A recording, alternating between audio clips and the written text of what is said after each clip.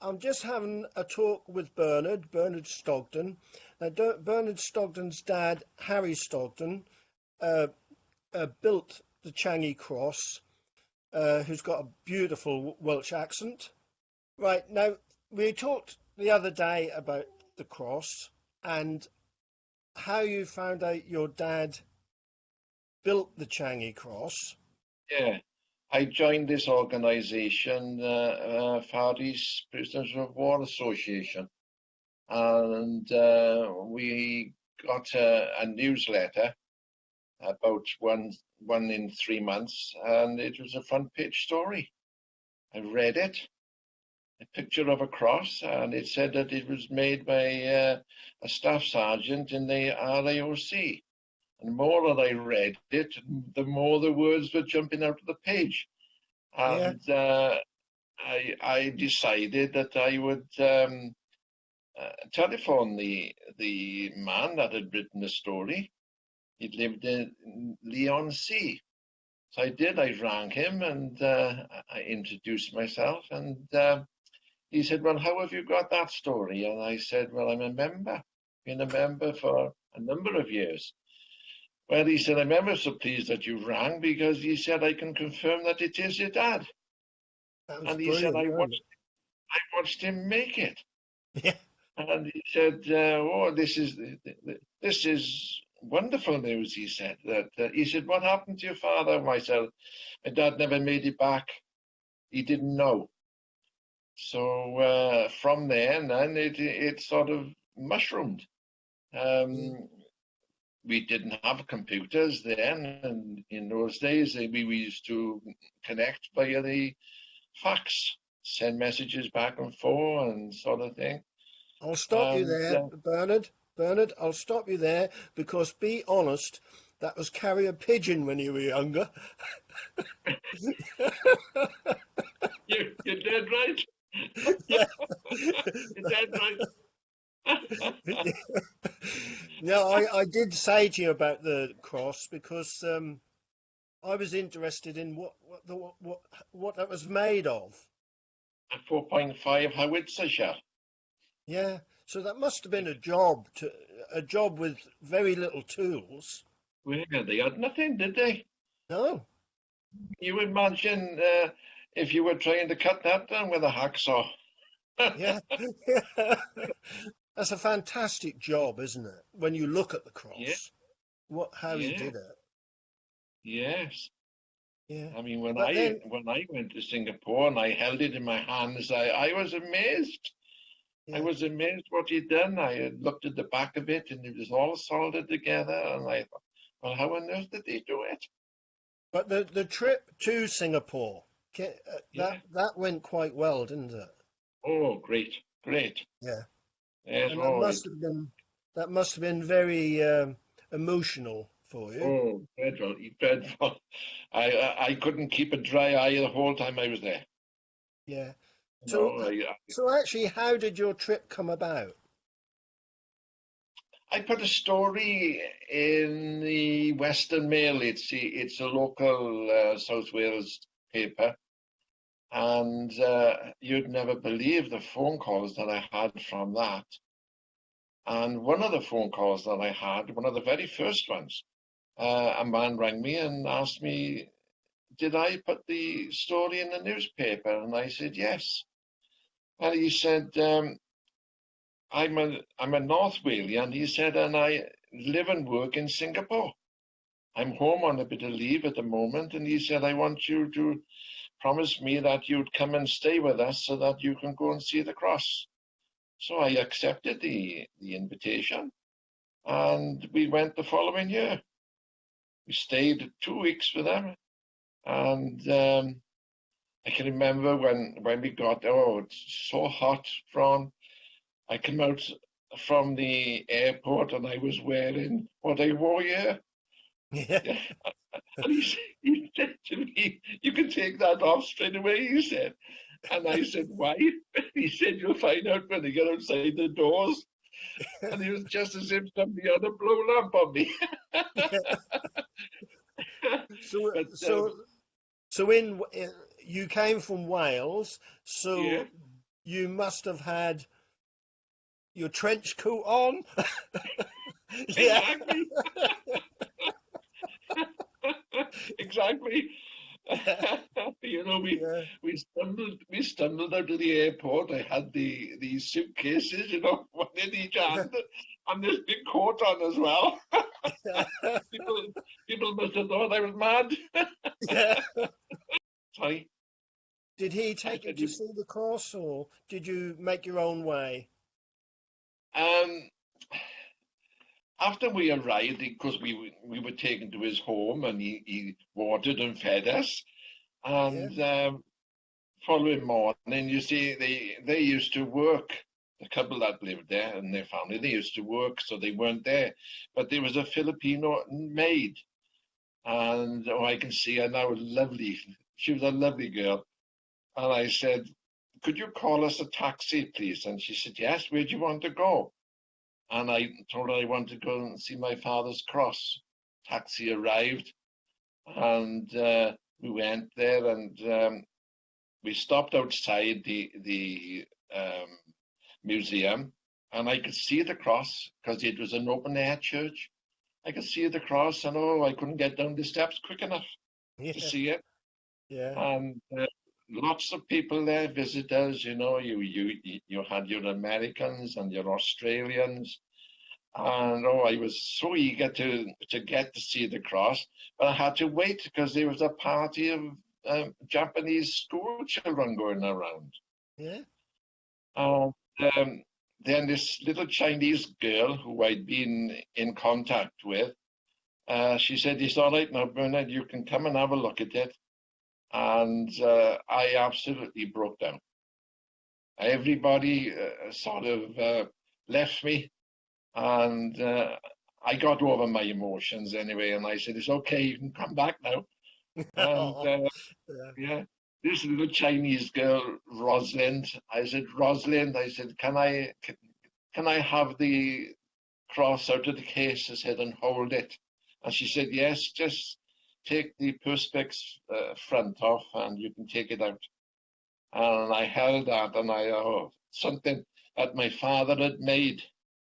You see, remember, I hadn't seen my father since I was 4 or 5. That was the last time that I saw him. And to have this now in my hands, you know, it was wonderful, yeah. really wonderful. So, That must have been oh, absolutely brilliant, brilliant for you.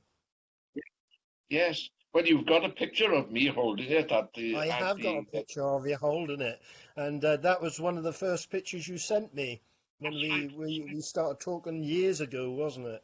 That's right. Um, yeah, Yeah. and that's a lovely picture of you holding it, and you can see the emotion in your face when you're Yeah. holding it. Yeah. Yeah, Even now, when I talk about it, it brings tears to my eyes. You yeah, know. yeah, Yeah. but that gave hope. That gave hope to so many. It did. It did. Yes. Yes. Accordingly, took her up country with him, didn't he? He did. He did. Yes. Wherever they went, he took the cross. Yeah. Yes. That must have meant Yeah. a lot to them and give them a lot of faith in getting home. Yes. Yeah. Yeah, Well, I've spoken to so many, you know, since the story broke, men that had served there, and they used to tell me how they used to trot along to the chapel of an evening and pray, and it would give them hope. Yes, they really thought the world of it. yeah, yeah. And how did you find out who took it up country? Because you did tell me you had to phone round to find out the name Cordonly. That's right. I say, um, it was all very new. I bought myself a computer, and I was trying to teach myself how to use the thing as well. And I decided I would do a search and try and find out about the Cordingley family. So with the help of going to our local library as well and seeing the stack of telephone books that they had, I came across the two names, Cordingly, and the one was the Dr. Cordingly, living up in the London area. So that was my first protocol. When I got home, I rang this telephone number, and a man answered, and I said, are you the man's name, John, I think it was John Cordingly, the son of the Bishop of Thetford. I am, he said. And I said, you're in the picture with taking the cross back to Singapore. Yes, he said, me and my sister. But he said, you need to speak to my sister about this. And she does live here, but she's in work at the moment. So she rang me that evening and gave me the full story. And we've been best friends ever since. Louise Reynolds, as she is now. Yeah. And we wrote two books between us. Louise done all the writing, and I supplied the information and the photographs and things like that. And it was a most wonderful time. Yeah, she did come to Yarmouth to do a talk, but Yeah, unfortunately I'd done my Achilles. yeah. She calls and sees us every year. They go and stay in a chalet or something down there in St. David's, and on their way they always call in and see us, and we have a chat. Yeah. And So yes, the two books she's wrote. Back to Bedrock, yes, and that was about her father, that's right, and that's right, and then the next one was about the Changi Cross, which that's right, was really about you, so you and her getting together with it, yes, and your dad and the cross. that's right. Um, yeah, I've got both. I've got both books, yeah, and read them thoroughly. Yeah, yeah. So no, that it's a brilliant story. Yeah, You did mention there that they took it back to Changi that's right. Cross. You see, So the cross was with Louise's mother at her home. And it was Louise's mother that decided that the cross should go back to where it was made. yeah, And Louise and her brother then went and took it there. yeah, Yeah, I met the minister there, um, Henry Koo, and he was a lovely man, and he told me the story of how it was taken back and how it's now the main attraction at this open air church that they got there. yeah, Yes, yeah, sadly, Henry was gone on, now he died, but yeah. lovely man. Yeah. But the picture, you had a picture which Louise hadn't seen. Yes, yes. Um, I sent us some photographs that I found in my father's belongings. I didn't know who on earth the man was. He was in his padre attire, in this long white, I don't know what you call it, and dress, what they wore. Yeah, And anyway, the phone rang, and I answered it. It was Louise's husband, Paul, and he was shouting down the phone, "It's him! It's him! yeah, And I said, he's who? He said, that's my father-in-law. He said, it's yeah, Louise's father. I was amazed. And then I also found a picture of the first Changi Chapel, St. George's Chapel, they used to call it. yeah, And I believe it's the only photograph that survives today. And I happen to have that. yeah, yeah. Marvelous. Yeah. the story doesn't end there, does it? Because No, the local paper, you put in a story in the local paper, didn't you? And you had, yeah, yeah, what at happened all. then? I had all these phone calls. I told you, this man from North Wales rang me and invited me to his home, and I had an invite to go to a ship's reunion. The ship's name was HMS Speaker. Now that is where my father's body was transferred to, and they buried my father in the sea at Nagasaki. And the captain of the ship was a Christian, and he took my father's body out into free waters, and they buried him in the sea in free waters. So I thought that was lovely as well, But you know. But wasn't he the petty officer, the one who got in touch with you? yes, yes, from the story in the newspaper, a man rang me, asked me the same thing. Was I the man that put the story in the newspaper? And I said yes. And he said, I buried your father. I said, did you? Yes, he said. He said, I was a young petty officer, he said, and we buried your father in free waters at Nagasaki. And he invited me down to his home because he said he had a lot of photographs, and he had all my father's burial, everything, all in an album. And I said, can I borrow the album? And I took it to the newspaper that had written the story for us. Well, it was the local paper this time. And they copied all the pictures for me. And now I've got a copy of the album, which Yeah. is wonderful. Everything is fitting together nicely, isn't it? Oh, That's yeah, really fit together a treat. yeah, like a jigsaw. If it had Yeah. been a year or two later, it would have been too late. And the boogler. Bugler, yes.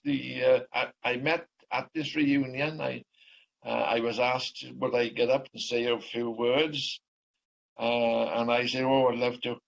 And I was able to thank the men for for the honours that they bestowed on my father at his burial, because he was a man that, or my father was not known to them.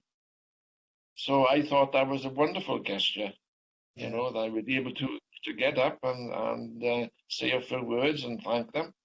Yeah. And I met then the ship's bugler, Yeah. and I've got he's in one of the pictures. And I said, that's you in the picture, isn't it? And he said, yes. He said, I was in the Salvation Army. And he said, I Yeah. used to play the bugle in the Salvation Army. And he said, that's how I'm there. Yeah. That was absolutely brilliant, wasn't it? So that really was everything joined together. Everything came out absolutely brilliant. Well, But yes, then, but then, can I take you back to after the war right, when your father didn't return? right. That must have been um, a, a bit of an upbringing for you. Yes, you see, we were three children. We'd lost our mother earlier. My mother had died, and my grandmother was bringing up two of us. She couldn't manage the three of us because she wasn't well herself. So my youngest sister was brought up at Enfield with my father's sister. So I can remember when my father died, when we were notified that he'd been a prisoner of war and he'd died on the way home. And I can remember walking to the post office with my grandmother. You imagine I was only a young boy. And I said, will I have to change my name now because my mother and father are gone? And she said, no, no. No. She said, you'll still be the same. I Yeah. can Right. remember my first day at school. Yeah. Uh, very. My two sisters can't remember nothing of that. And sadly, my middle sisters died this year on the 22nd of June. But Was when she the I, one was she the one who stayed with you, or was she the one yes, that? yes, she's the Yeah, one that stayed with us. Yes, yeah. and there was, uh, if you can understand, when I say family, it was just me and my next sister down, me and Beryl, because Frida didn't come into a lot of it because she lived so far away. You know, we Mm. used to, yeah, perhaps once in a couple of years, we'd have a holiday there and sort of, we'd never go together. It was always, I would go or Beryl would go, you know. So So, the three of you never got together. no. Oh, that was such a pity. Yeah. Oh, And now since my sister has died, uh, me and my younger sister, Frida, we have come very close, yeah. you know, because, It's such a pity, though. I yes, mean, there's such a pity you were apart when you were young, and when you did have holidays every 2 years, say, you yeah, never really got together as a family. yeah, yeah, Oh, that's such a pity. That's bringing a yes, tear to my eye, mate. yeah, Yeah, that's horrible.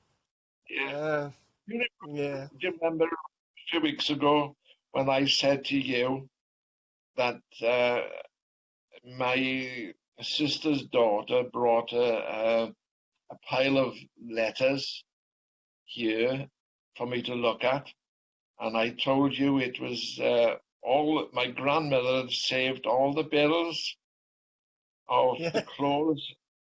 I'm gonna yeah. go out to screen in a minute. I'm gonna fetch them.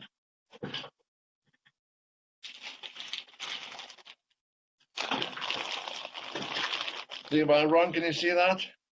Oh, yeah, yeah. Oh, All that's the all. Uh, yeah, oh, all yeah, yeah. yeah, And when I read that, when I read all those letters and things, and I thought, gosh, how my grandmother must have suffered there. Um, you see, I don't think at the time the government looked after us very well.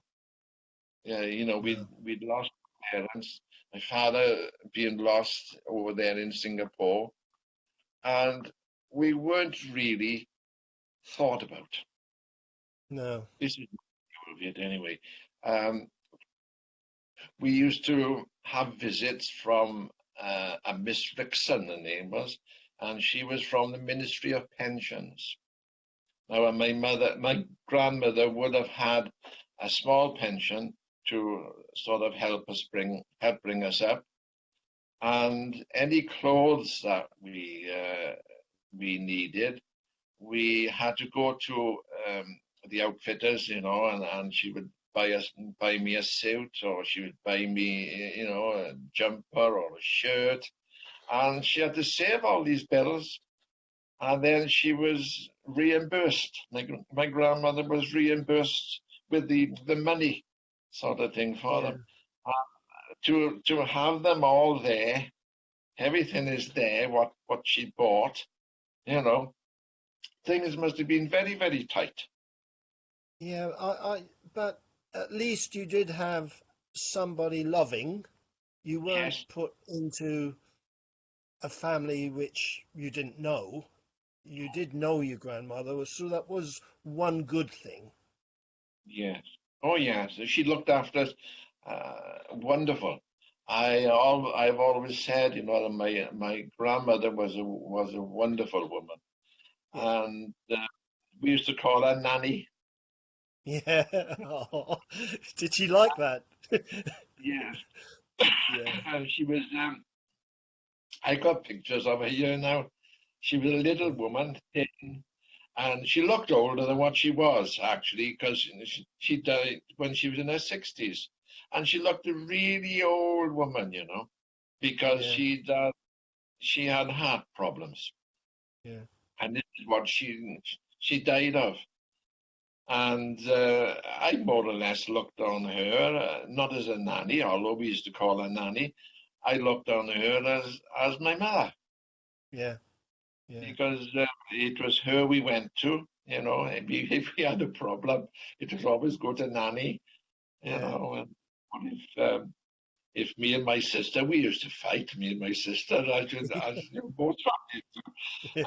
And one of us would say, I'm going to tell nanny. Yeah. When She had a when lot of. you were young, did you have any idea about the Japanese